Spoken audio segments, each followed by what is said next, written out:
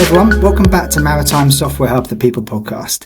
Today in this episode, I'm really excited to be joined by Craig Summers, who's the founder and CTO of a business called SailTimer. Craig, I'm really pleased and delighted to have this chance to speak to you and learn a bit more about the business. We're going to talk about kind of crowdsourced weather, and especially in particular in relation to kind of better voyage optimization for the commercial shipping and kind of the leisure shipping space. So, hi Craig. So if you could briefly introduce yourself, it would be great to hear a bit about your background. Thanks, Callum. I'm pleased to be here, and thanks for having our company on your show.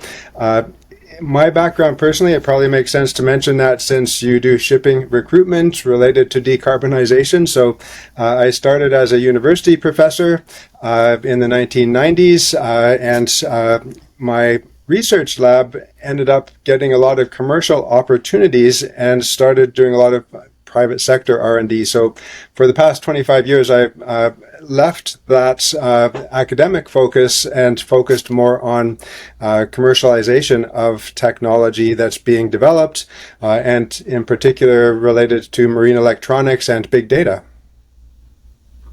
Yeah, fascinating. And you're based in Halifax in Canada, is that right? Or are you a bit outside of the city? Yes, I'm in Halifax, Nova Scotia, Canada, outside of the city of Halifax, but on the south coast of Nova Scotia, which is on the North Atlantic, north of Boston, for example. Yeah, fantastic. Well, it's nice to speak to you. And yeah, we've been kind of slowly growing our network, not just across North America, but also into Canada. And there's definitely a thriving tech scene from what I can see, obviously on the East Coast and also in places like Vancouver on the West Coast and in between. So yeah, really great to have you on the show. So what inspired you to launch SailTimer a few years ago? So SailTimer was founded in 2005, and at that time I was using marine electronics in sailboats, and the top of the line electronics were good for boats, but the same GPS that's used in vehicles and aircraft basically, and didn't really have sailing functions. So originally we developed navigation software, and that software was for sailboats to calculate their optimal tacking angles, or the zigzags that sailboats do. But we realized as smartphones came out, we moved the software into smartphone apps, and we realized that we needed to start manufacturing wind sensors as well to get data into the smartphone apps.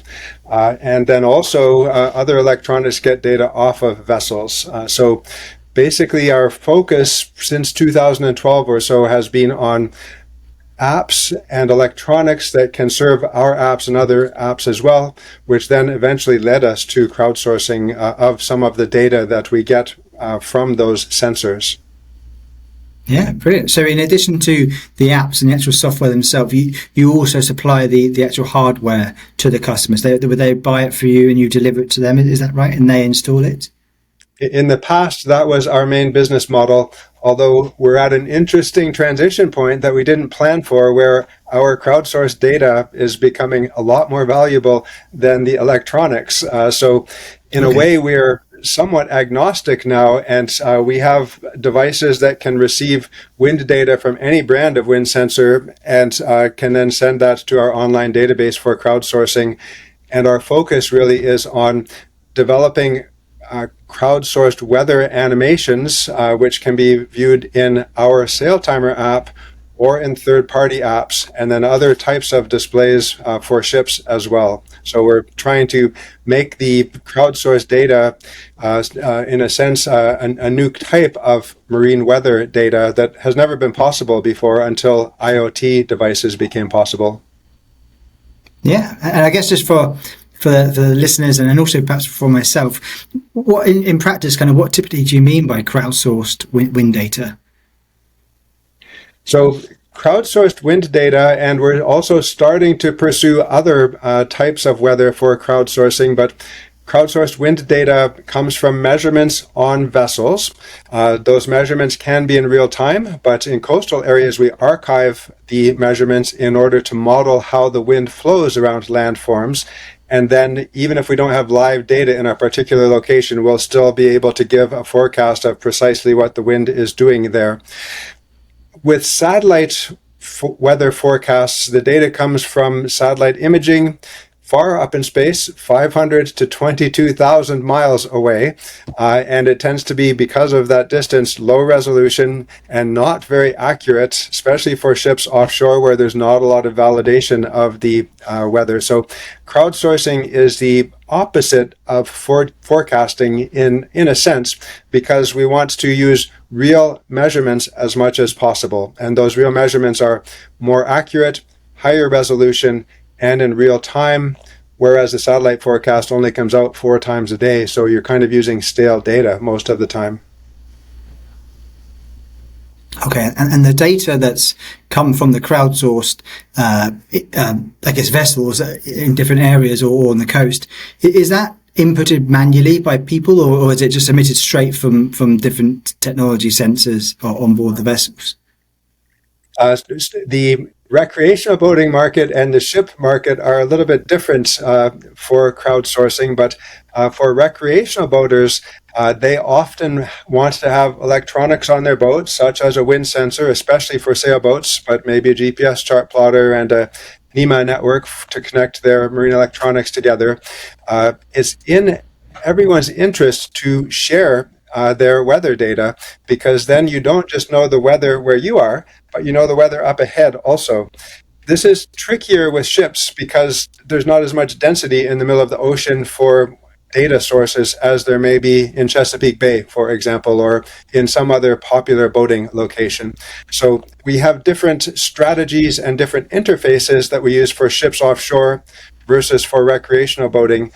But the general idea is to get real measurements and then to use those to help with navigation and display on a map.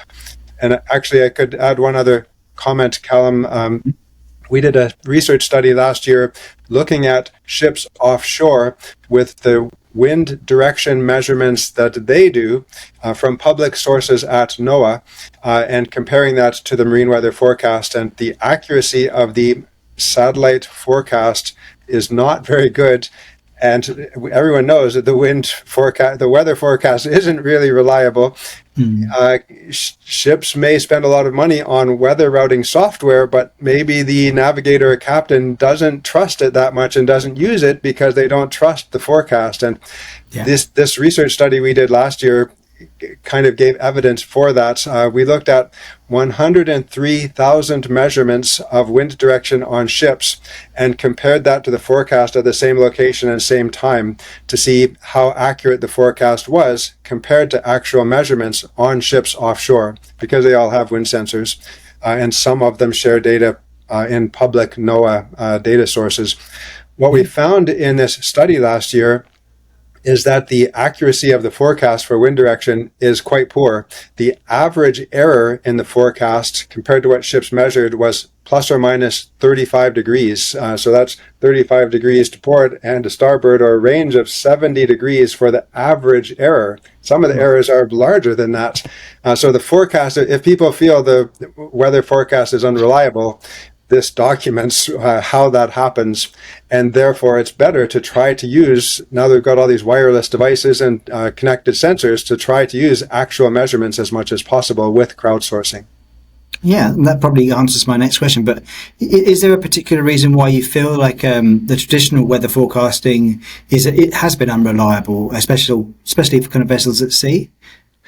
Yeah, so in terms of unreliability, one of the issues is that even with supercomputers, it's only possible to generate the marine weather forecast worldwide 4 times a day. So it comes out every 6 hours, which means you may be using a forecast that's 5 hours old.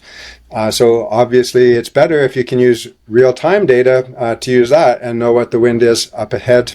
The coarseness or low resolution of the satellite forecasts is a problem in certain conditions. For example, entering a harbor, the satellite weather forecasts may have a resolution of 7.5 nautical miles, which is too coarse to use in a harbor, and it would be much better if you could get data from actual vessels showing how the wind is swirling around in a harbor or going into a channel, for example. So the accuracy, the resolution, and the timeliness is better with crowdsourced data. Yeah. Although we don't have crowdsourced data everywhere in the world, so in some places it's still useful to use the satellite forecasts. Yeah, no, that makes sense. And I guess you mentioned previously about different types of users, either recreational or kind of commercial shipping professionals using the platform, and the tool. So, in what way does the SailTimer serve those type of users differently?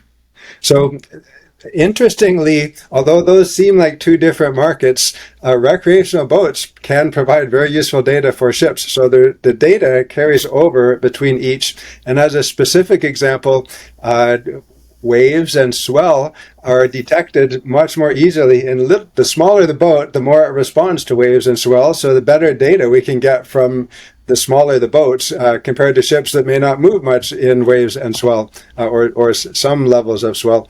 So data in coastal areas from recreational boats can be quite useful in general for all sizes of vessels, including ships. However, we have different displays that we want to use for recreational boats and for ships because of the different types of data available and the different needs for navigation.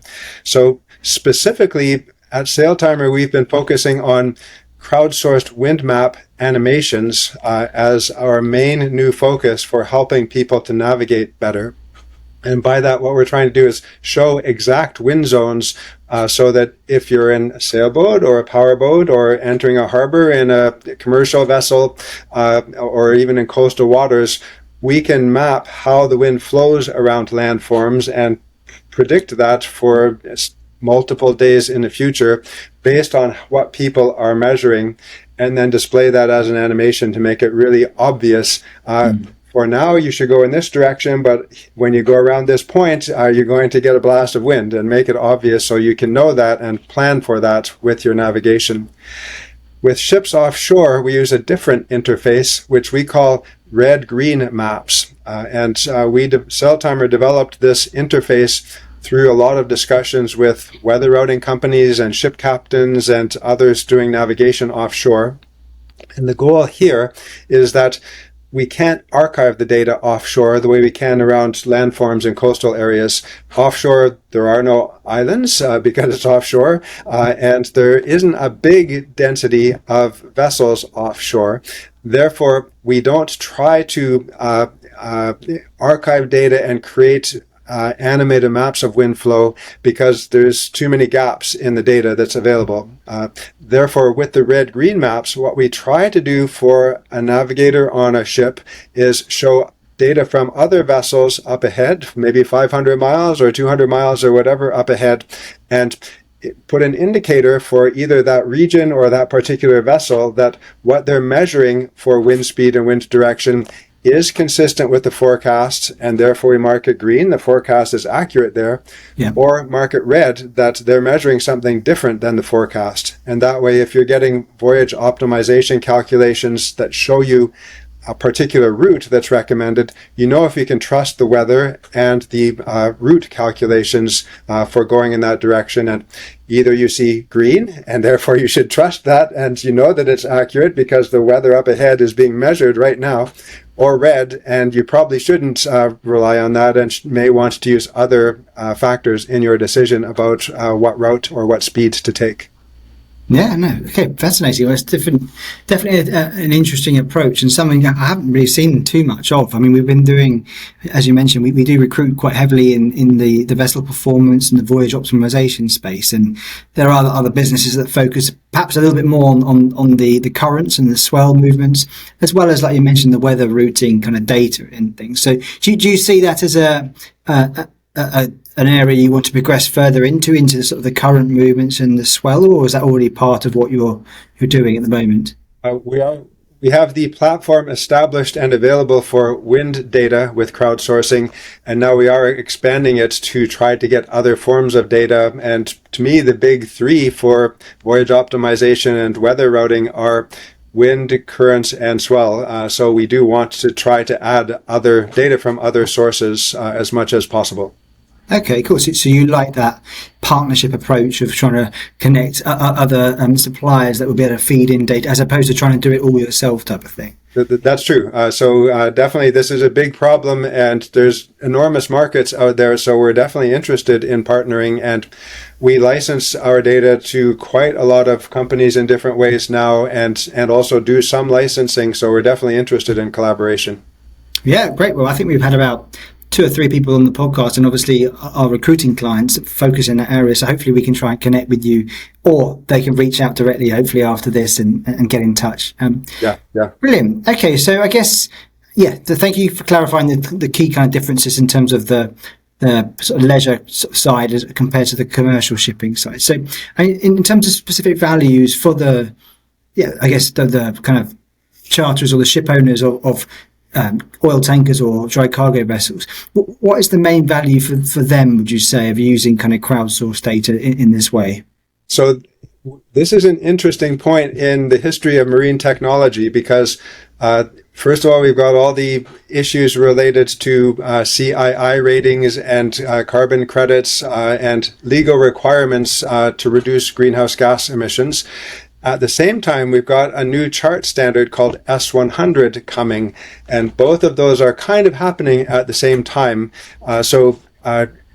Ship operators and owners have to deal with these new legal requirements. They're trying to reduce fuel costs, and they may need to change away from fossil fuel propulsion at some point. Mm-hmm. But in the short term, they can start this afternoon using crowdsourced data and our red-green maps without needing to buy a new engine and go into dry dock and install the engine and so on. So voyage optimization calculations can work immediately with no upfront cost or investments in order to help to reduce greenhouse gas emissions and reduce fuel consumption and fuel costs. So for ships, better data can help to meet some of those challenges.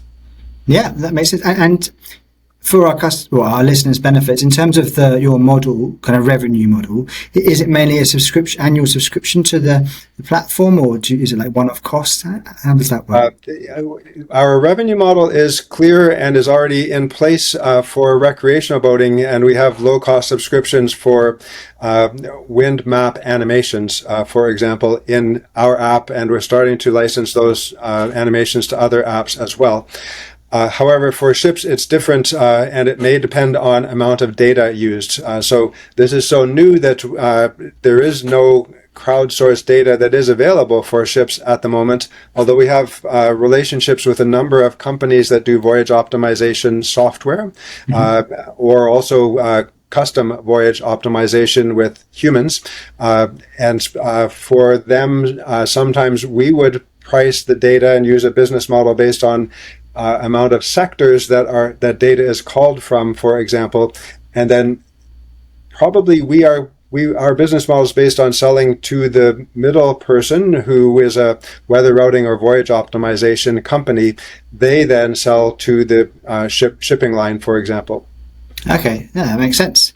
Understood. And you've obviously seen the last 15, 20 years or so, the digitalization in shipping, in particular in North America and overseas. So what sort of trends are you really kind of seeing lately in Canada or North America? Wireless devices and connected sensors are having a big impact on how marine weather is dealt with. Machine learning also, although that's not a focus of ours, but our crowdsourced data can be very useful for training machine learning. It doesn't really make sense to train on inaccurate satellite data when there's more accurate data available now.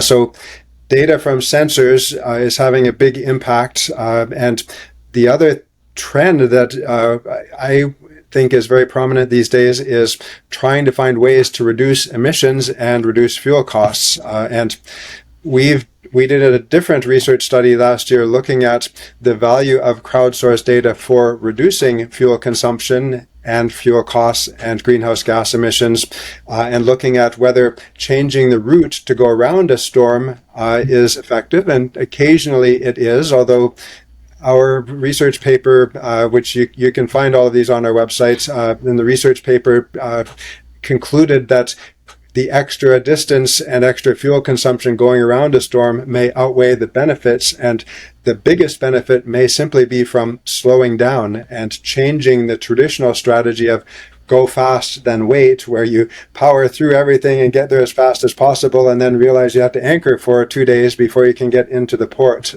So changing strategies, using better data to slow down as much as possible and know that you'll arrive at the correct time. And maybe the green shipping corridors are trying to encourage ships and ports to share data, to coordinate so that ships don't have to speed to the port and then wait for 2 days to get in. So in this research study that we did last year, we found that if you can slow down, if you have time to slow down from 21 knots to 14 knots, for example, you can save 55% of your fuel costs and fuel consumption and greenhouse gas emissions. So that seems like a very good strategy and is different than what the traditional approach of getting there as fast as possible. Yeah, that makes sense. And I guess the other big factor, which I think you mentioned at the start, is also the safety aspect of being able to sort of provide safer routes and more accurate data of what's going on for the mariners and sea. So when you've done projects and things, have you received kind of feedback or got the insights from the actual kind of navigation officers themselves or the actual mariners and how they like to sort of work with the data? I'm sure that's a huge part of what you do. Yes, although only in a limited way. So our data, we have more than 200,000 downloads of our apps for consumers on recreational boats, but getting access to ships is much more complicated, and most of our feedback comes from discussions with established voyage optimization companies and weather routing companies. And they would be relating needs and comments from their users.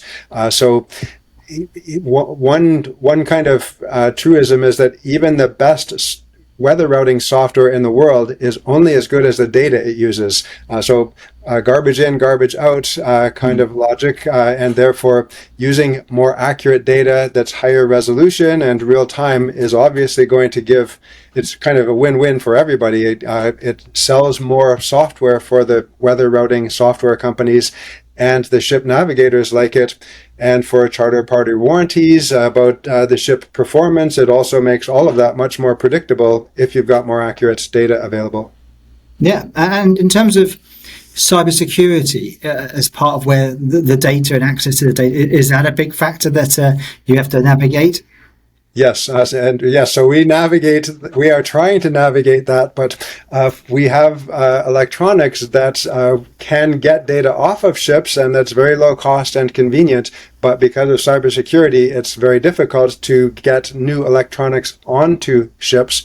Okay. One interesting new development, though, that hasn't come up in our conversation so far is the new S100 marine chart standard, which is coming from IHO, the International Hydrographic Organization, by 2030. So that's coming up in a couple of years. And one of the interesting things about it is that traditionally, marine charts show water depths, and they may have soundings 100 meters apart or farther, and some of those depths might have been sounded many decades ago. With the new S100 format, it's more like GIS maps, where there's high resolution and also multiple layers of data.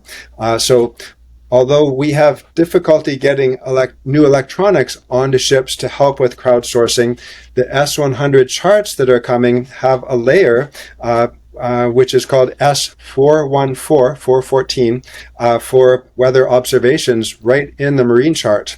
So crowdsourced weather can be part of marine charts with this new format starting in a couple of years. All right. No, that makes sense. Okay. Well, yeah, lots obviously for you to prepare then, I guess, in the next couple of years, very busy. And we haven't talked about too much. So obviously our side is recruitment and the people side of shipping and tech. Your business over the years, in terms of the type of people that you've, I don't know, maybe seen have done well in the digital shipping space. Do you typically find people benefit from having experience within a maritime or maybe oceanography type of background in your sector, or do you think it's quite very common for people also to pick it up from scratch and just learn as you go along type of thing? That's an interesting question. So our company is quite spread out from even before COVID. We have been decentralized. So we have developers in multiple different countries in Europe and Asia, and we do some of our electronics manufacturing in Asia, some simple assembly in North America, but generally our technical people have specialties. That means that we find them in other places, and we've always worked that way in a decentralized environment, not with a central office. However, for our outwardly facing people and marketing people and product designers and so on, that requires experience. And sometimes we start with junior people and they learn, develop experience, or sometimes we're working with someone who has a lot of experience in a particular industry. So in a way, we have space for a wide range of skills and approaches, and some of these new markets are new, and we may have somebody who has digital experience but not with ships, for example, but they are the right person to show how this can be used, something can be useful in a particular ship market. So some of these things are evolving pretty quickly, and often there's quite a bit of flexibility about fitting the right person with a particular task. Yeah, and we've seen quite a bit of interest from the mariners themselves that maybe have been spending 10, 15, 20 years or so at sea, looking for that kind of route into a shore-based role. And we've done a few hires, mainly in Vancouver, for exactly that, weather routing specialists or that work for software companies. So it's a great platform as you evolve your business as well, that you can hopefully cater for them. And we actually have a marketing person in Vancouver, Canada, who is interested in ocean things in general and environmental benefits, but now is spending a lot of time talking to ship-related companies, and was just at Seaspan Shipyards last week. And we have a partnership with WNI, Weather News Inc., and they were involved in those meetings as well. So these things are all evolving so quickly that's it's interesting how some of these new relationships are coming together. Yeah, fantastic. Well, hopefully we can help grow those relationships in the future. And yeah, real pleasure to have you on the show and hear your insights. As I said, it's a new concept for us, that you crowdsource sort of data in this way. So really, really fascinating. I guess if people have any questions or like to reach out to you in terms of the business, or as you said, maybe in some sort of partnership capacity, what's the best way for them to do so? And definitely, we're always interested in talking about collaboration. The main website that goes to all of our other separate products and services is www.sailtimer.co. Not com, it's co. So SAILTIMER.co. And an easy email is info@sailtimer.co. Great, excellent. I'll add them to the comments and the links when we share the show notes. But no, for now, Craig, I mean, in terms of you personally, I always like to get a bit of a feel for what people like to do outside of work when they have time. So yeah, I mean, can you share any sort of hobbies or interests you've had over the years or currently? It's related to boating, as maybe many of your interviewees are. So sailing is something that I like to do. I'm in Canada, so we have a very short season for it, and I take advantage of it when it's warm enough for that. I think that's the simplest answer, being around the water and boats. Yeah, lovely. Well, I'm very fortunate now. As I mentioned, I used to be in the UK for most of my career. Now we live in Florida, and we have an area called the Chain of Lakes quite near us, and obviously the Gulf of America now. So we've supposed to roll your eyes when you do that. I know. Sorry. Yeah, it's been an interesting year or so since we've been here. Lots has changed, but we love getting out on the boat. I can't sail, so we have we rent power boats and things, but it's a great way to get out on the water and spend time with the family. Nature. Yeah, spend time with friends and family and experience nature. Yeah, awesome. Okay, great. Well, thank you so much again. Let's we'll stay in touch. And for all our listeners, thank you for tuning in. I really hope you've kind of got some value from this conversation, as I'm sure you will have. And we'll talk again soon. My pleasure.